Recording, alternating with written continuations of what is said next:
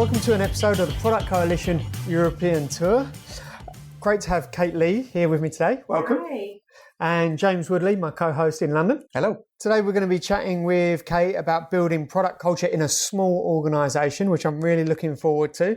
Before we get stuck into that, a quick shout out for a location host here at WeWork in Holborn, London, which is Digital Directories. Digital Directories is a legal tech startup which provides a platform for people to make informed decisions about legal issues and contact legal experts. Originally founded in Paris in 2015, the French site has over 3,500 lawyers, and due to its success, a sister site in Belgium was launched in 2018, followed by Italy and UK in 2019. Now, this tour and every single podcast is dedicated to raising awareness and support for the bushfire-affected communities of Australia, as well as the wildlife. If you enjoyed this episode, please consider supporting us by going to bushfire.productcoalition.com. I'm visiting 5 cities across Europe, interviewing over 50 product leaders like Kate to gain insights, knowledge and experience to share with you, the Product Coalition, globally. If you've just discovered Product Coalition, welcome. We're a global community with over 500,000 readers, 6,000 Slack members and thousands of podcast listeners. Before we get stuck in, I must give a big thank you to some brands and individuals that have already made massive contributions as donors to bushfire.productcoalition.com. First up is UserPilot, which is a code-free onboarding and adoption tool designed especially for product management teams. UserPilot helps to increase conversion, user retention rates, and reduce churn by guiding new users to their first aha moment with interactive walkthroughs, contextual product tours, and onboarding checklists. It allows product managers to build fully customizable, behavior-triggered in-app experiences with a simple visual editor. Go to userpilot.com to grab a demo and a trial. Shobit Chug, I'd like to give a thanks to. Intentional product manager Shobit Chug. Shobit's a Google product manager and helps product managers to become product leaders and have careers they can be proud of.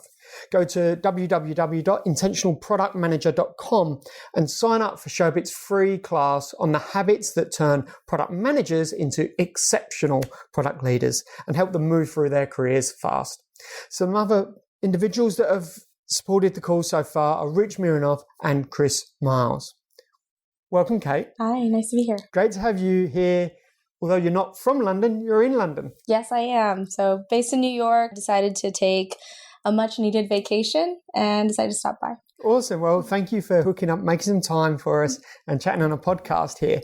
Now, in each of the podcast episodes, we like to have a bit of an icebreaker. In Melbourne series, it was a bit of a locals guide to Melbourne. Okay. In the Sydney series, it was a pub quiz. And for London, we've got the game called Product Inventions, English or Not. Oh, God. Okay. I'll try. All right, let's do it. So the first one, this is going to be interesting. We're an American. We'll see how we go. Firstly, do you know what a Scotch egg is? It's the egg wrapped in the crispy things, and there's like meat inside also. That's it. Okay. Yeah. Well done. All right. Bonus point for that, firstly, thank not you. being a local. It's an egg wrapped inside a sausage, wrapped inside breadcrumbs. It's like a poor man's turducken. Yeah. I think. Perfect description. So the Scotch egg, English or not? I feel like that's a trick question. I'm going to say English. Nailed it. Okay, Yes. great. Yes, the Scotch egg. 1738, the royal grocer lays claim to the very first version of this Russian doll of the snack world. The Scotch bit is something of a misnomer these days. In the original recipe, it referred to the provenance of the beef used and not whatever's used nowadays in Scotch eggs, which we don't want to go into. So that's where the Scotch part comes from for a Scotch egg. James, you've got the next one for us. Yep, the toothbrush. English or not? Not. It is. What makes you say that? Yeah. I'm not going to say. English do have like a historical reputation of bad teeth though around the world. I know that from 15 years in Australia. I was going to say, this comes from some sort of animation. You know, everywhere we The go, the Simpsons. English is Was it? It was The out in that Simpsons. way, That was yeah. my first foray into British dentistry. I Right, think. okay. Yeah. There we Well, I go. hope we're, fixing that reputation. Everything's fine so far. So yeah, the toothbrush was invented in 1770 by William Addis, and the idea came to him in jail for causing a riot. Yeah, there you go. So if you need a good product idea, get arrested, go to jail. Got It all it. comes That to you. was my next You've got plenty step. of time to sit and think about these things. Now, if you're going to Buckingham Palace for tea with the Queen this afternoon, how would you get there? Cab, tube, rideshare, bike, scooter, or walk? So many choices in London. I'm going to say walk because I walk everywhere. Yeah. Yeah. Nice. That's good. So I Good can't. for you. Good for the environment. Can I walk there? Yeah, that's doable, James. It's How long? not far from here. Okay. Yeah, I reckon 15 minutes at a good pace. Okay. Yeah. So is that the correct answer? But there's Did I no win? correct answer, I don't There's think. no- It's your choice. Just your take on London. Got it. And a favourite London landmark. That's hard. I mean, I really did enjoy just looking at the Big Ben. I mean, that kind of architecture is really pretty. Nice. Yeah. Nice. And they're doing a bit of work on it at the Yeah, I moment. was going to say, Yeah. even with the scaffold. I mean, I saw it, I would say, like 4 years ago. Okay. But Yeah, cool. super basic answer, but Yeah. correct No, cool. nonetheless. Cool. That's good. That's good. So today we're going to be chatting about building a product culture in a small organisation. But before we do, Sure. do you mind sharing your story into the hot seat so far, your career Yeah. path? How did you get to this point? Yeah, and I think I took a pretty unconventional route to product and technology just in general. I was your typical pre-med student. I thought I was going to go into MSF or all those things. I was a neuroscience major and I had a really strong focus in research all throughout. Clearly decided I didn't want to go to medical school and did epidemiology instead. And then after that, decided that clinical research was where I really loved everything. And that was actually my first job when I came to New York for the first time back in 2015. I was working at a genetic testing startup. And in my role, I kind of had a lot of product responsibilities. I was working with the product and marketing team while also liaising with the bioengineering team, making sure that everything that was made to be prioritized was actually getting delivered on time. I didn't really quite know that was like one facet of a product manager's role. And at that point, I was like, do I want to go into product or do I want to do data science? I was kind of toying between the two. And that kind of took me to my next role at Weill Cornell Medicine. I was working with basically large health informatics data sets, trying to standardize them for essentially research end users. So if I was a researcher and I had all this wealth of data, how can I extract it? How can I scale it if I want more data fields? So I was building things for that. And that was when I kind of decided that I really loved the customer centricity of product and kind of made a hard shift into product by way of finance, which I knew nothing about. But that's where I ended up now in Common Bond. And I think I started mainly in the back office role, kind of turning your application into money. And after that, kind of just blossomed from there. Fantastic. Yeah. Fantastic. You know what? I love that about product management. Everyone's got such a different story and it goes to show how accessible it is and can be. There's no traditional route in, is there? No. No, Everyone's I got guess different, not. Yeah. Brilliant. And we're going to be talking about product culture. And I know you're going to be able to tell us a lot about Common Bond and the culture there. But do you mind just summing up a little bit about Common Bond and what Common Bond's? Sure. So I think simply put, Common Bond is a fintech company. We're based in New York, and our main focus is offering student loan-based solutions. So that can span anything from, hey, I need money to borrow for school. I need to refinance my student loans after I graduate. And now I'm working and I want some student loan repayment benefits through my employer. So those are the suite of solutions that we offer right now. We've got over 250,000 users. We've originated about $3 billion in loans, and we've got about 300 corporate clients right now. Fantastic. I'm looking forward to this conversation because it's that's one of the big shifts I would say from the last 10 years is how banks or financial businesses think about the end user. It's not just someone we're giving or that has to fit a bucket that we lend to and then we do our hardest to get that back. It's got a lot softer and become a lot more meaningful over time. So I'm looking forward to this. So how would you describe, firstly, your definition of product culture for outside of Common Bond, just generally? What does that mean to you? So I think a lot of those words are thrown around. You've got product culture, product mindset, and I think at the end of the day, as product people, your main focus is your customer and your end user.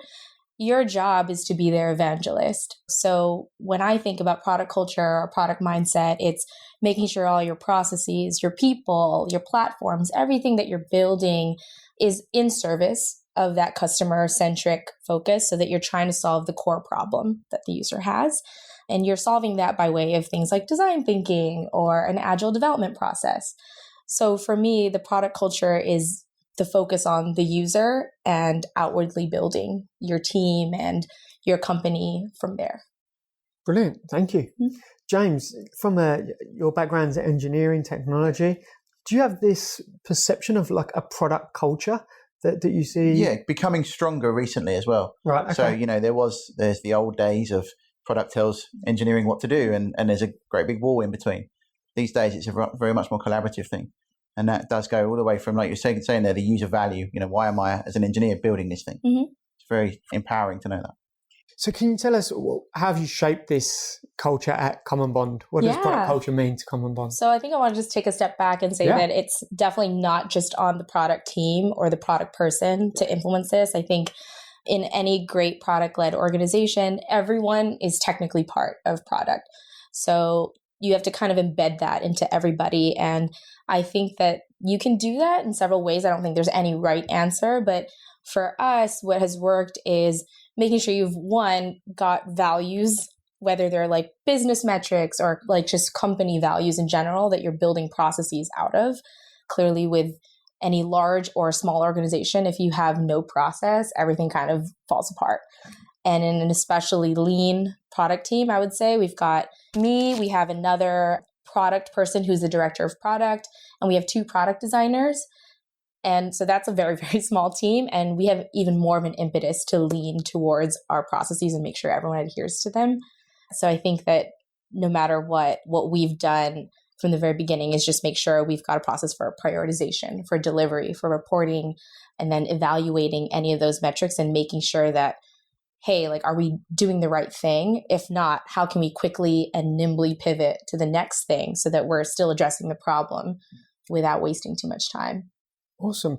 When building culture in such a small team, when you go from like 2 to 3, it's a 50% growth in the team. So culture can shift quite dramatically. How do you ensure you're building the culture that you want or the right culture as growing a small organization? I mean, I think that it kind of has a lot to do with who you're hiring. Yep. So it's a little difficult. And I think that some companies have more resources than others to be able to, really scout the best product people. I mean, what we've done with hiring has been like really thorough product prompts that are trying to get to the root of how this person is solving a problem. And that's how we're evaluating everybody. So I would say that, one, it's just how adept they are at solving the problem and pulling in the relative stakeholders and designers or technology, asking the right questions to get to what the actual solution is. And then the second is really just like, how are they as a person? How are they communicating?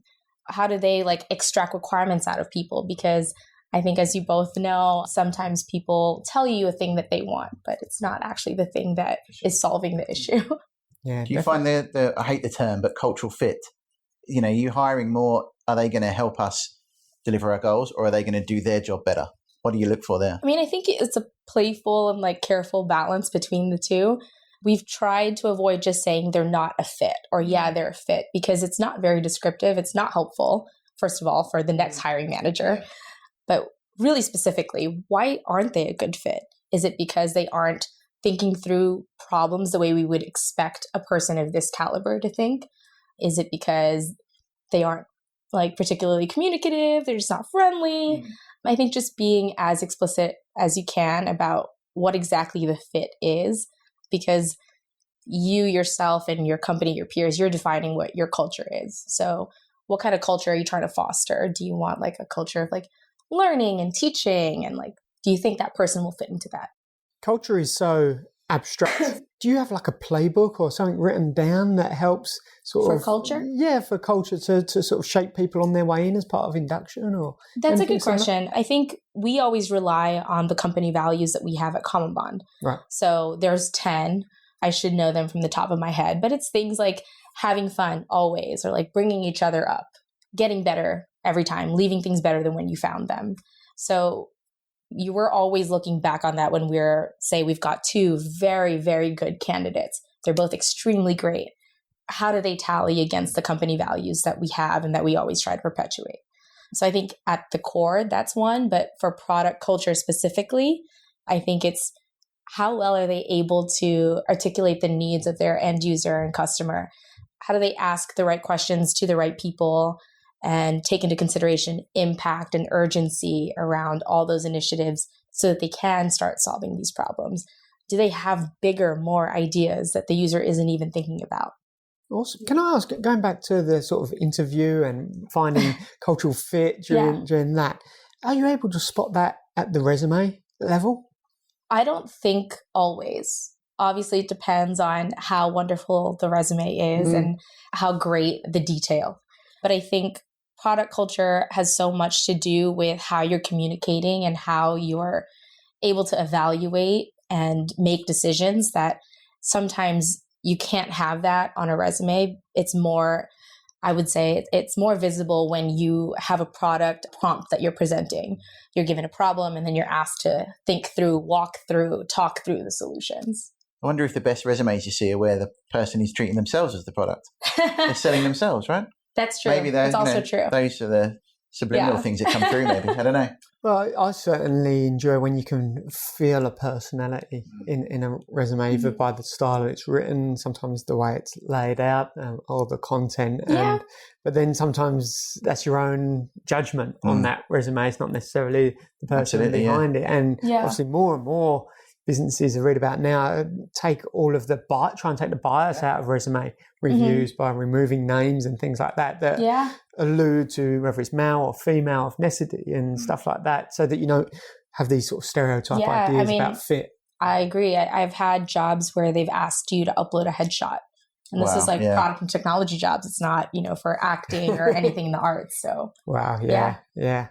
So when you've got a culture, it's got to be incubated and looked after, and that can mean trade-offs or compromises. What are some examples that you can share around that? So I think the most obvious trade-off is when you have a very small team is what can we feasibly deliver to you given that time and resources are held constant? I mean, I think companies of all sizes and structures struggle with that. But for us, I think that especially that we're very, very small, we are so intentional about what we set as priority. And we've tried to make this easier by allowing pretty much everyone in the company to submit ideas for a product council. This is something that we hold every month. So we've got stakeholders from operations, from marketing, partnerships, or anything. So we're all discussing all of the ideas that came forward. And if you submit an idea, all you really have to do is create a business case around it.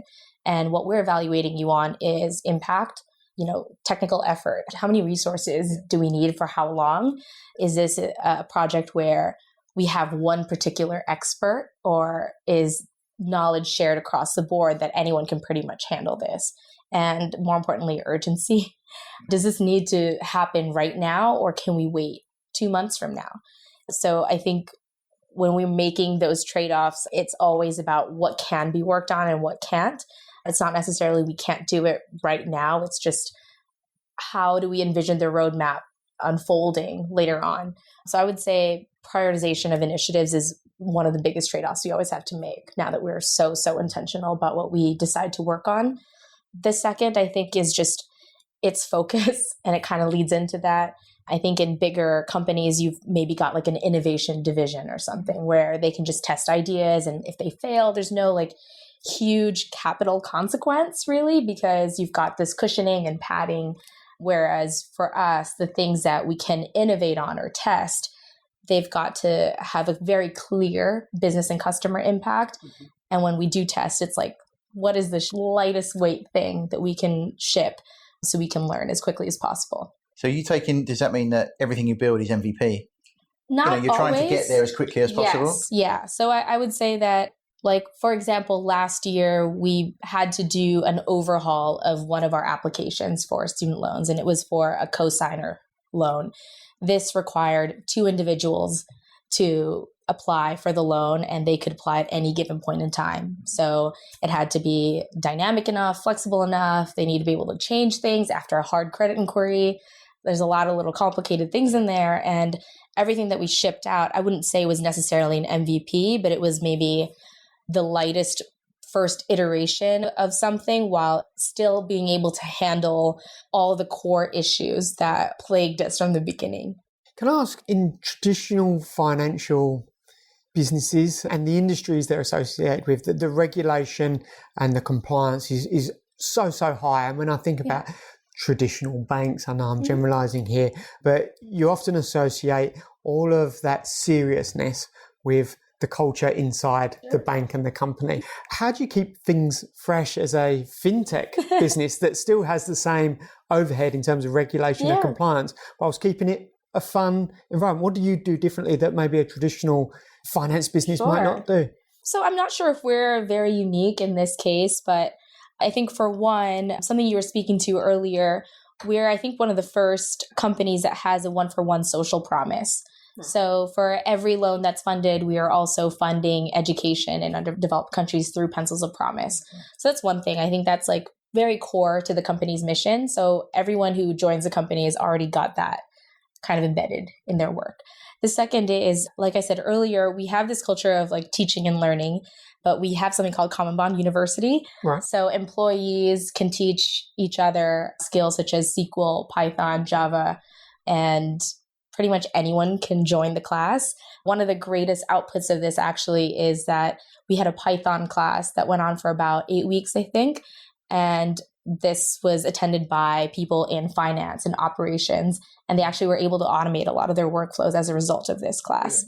So I would say having a culture that is amenable to learning and even more amenable to teaching really helps remove that like stuffiness, because if you can reach across the aisle or walk over to someone's desk and ask a question and feel like they can kind of give you a very brief rundown or 101 of what they're doing, then it's not so unapproachable for you. So I would just say that we have a really good teaching and learning culture, and I think that's really helped.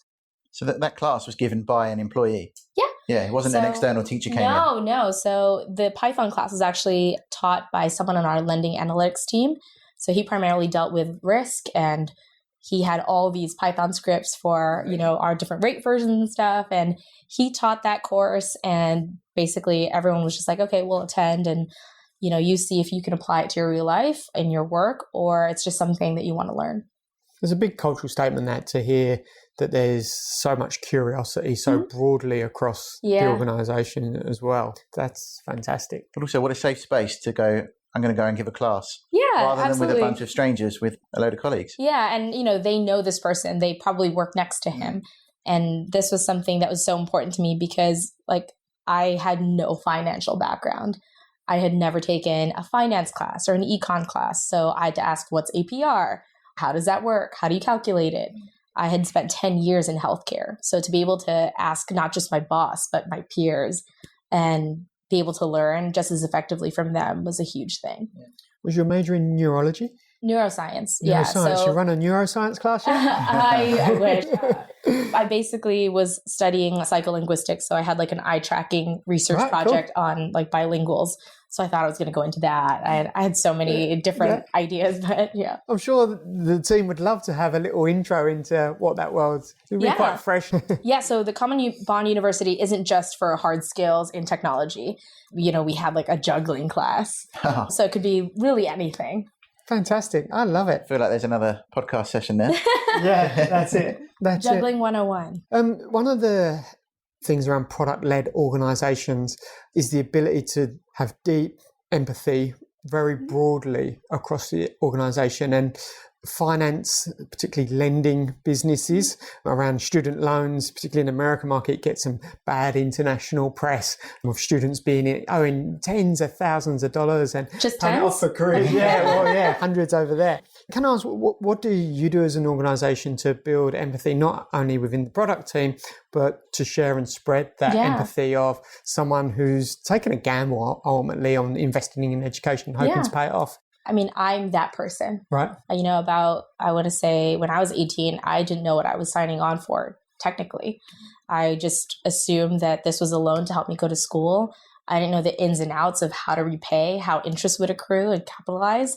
But I think one of the core things that we found is financial literacy is just lacking pretty much across the board, not just for the students, but also their parents or whoever their guardian is. We're trying to build more, education around their loan throughout our application and prior to the application experience as well. We also have the care team able to send you emails with resources, text messages about the status of your loan, what happens afterwards. I think having that information is very empowering because as a student or as a parent, you want to be able to have agency around your own financial future. I mean, this is something that will impact you 10, 15, 20 years down the line.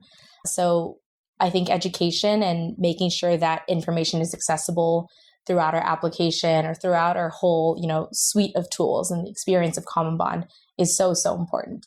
So what we do as a company, I think, is we're always trying to think of ways to help further that education, to help further not just you speeding through your application, but making sure that as you're speeding through, you're given as much information about your loan, about your future as possible. And to really get the feel for the customer, how do you generate that with like your engineering team or your analytics team? How do they really get to truly understand, or have most of them been the customer along the way? Yeah, I think a lot of our employees, not just the technical team, are in that situation currently. But we also have full story sessions where, I'm not sure if you're familiar, but full story allows you to witness how a customer is going through your website, your application. Yeah. So we have that and we all kind of watch, and you can see people thrash their cursor or rage click, and where they're doing that, at what time, where they're looking is so informative, especially when you've got your inspect box open and you're like, what exactly is going on? What errors are happening? How is that translating to what the user is experiencing? Consistently building that kind of customer empathy is huge. Another thing we do is customer care happy hour, where we listen to calls, and the care team leads that. And we kind of go through usually different kinds of themes of customer calls, whether they're calling about a refinancing loan or everyone is coming through a partnership and they don't know how to get through to the application. So we're constantly in things like that, where we're not just gathering really, really crucial data about our customers, but it also kind of turns into, hey, this is probably a support ticket, or this is a net new feature request that would be really helpful, or it's a big initiative, let's submit it for a product council. So there are plenty of opportunities, I think, for everyone in the company to just know who our customer is. We also have NPS and CSAT scores in our Slack channel, so we can see that as a company. Brilliant. Yeah. Great. Glad to hear so much transparency. I suppose. It sounds quite joined up thinking as well. You've not got separation between you support people are taking phone calls and they're never reaching the people that can change something. So, I agree. I mean, I think having that visibility is huge. And that's also something that we're trying to work on as a product team as well. Not just visibility about, hey, this is what we're working on, come to sprint review, but sharing our overall roadmap, because I think not everyone can just look at product plan or something and be like, oh, that bar, means this thing. How can you visualize it and make that information more accessible? And like your products is changing lives, your finance and education that's hopefully beneficial to them getting a high paid job. And I can imagine some of those phone calls could be quite tough conversations and emotional conversations for your customers struggling to repay and these types of things. Yeah. So it's great to hear that emotion is accessible. Oh, of course. Yeah. I mean, I think put yourself in a customer's shoes who has current student loans, both private and federal. Maybe they're at an interest rate that is just insane. And what they're trying to do is just refinance so that they're not paying hundreds of dollars more per month. And they're not paying it for maybe 5 or 10 more years. We actually had a letter from someone who, when they refinanced, they were able to shave 12 years off of their loan, which is gigantic. Yeah. It's a big impact. Yeah. Great to hear. I've really enjoyed this session, Kate. Yeah, it's been great. Yeah. Really Thanks so much. I'd love to chat to you when I do come to New York. I'm sure there's going to be a New York tour at some point. So I look forward to chatting some more. Awesome. Thank you so much for having me. It's been great. An absolute pleasure. Thank you. Thank you, James. Thank you. And thank you for listening on the podcast or watching us on YouTube or IGTV or Twitter, wherever you may be. Thank you so much. If you have enjoyed this session, please do remember all of these podcasts are here to raise awareness and funds for the bushfire affected communities and wildlife of Australia. So please have a think about visiting bushfire.productcoalition.com. Until the next episode, thanks for tuning in. Thank you all. Thank you.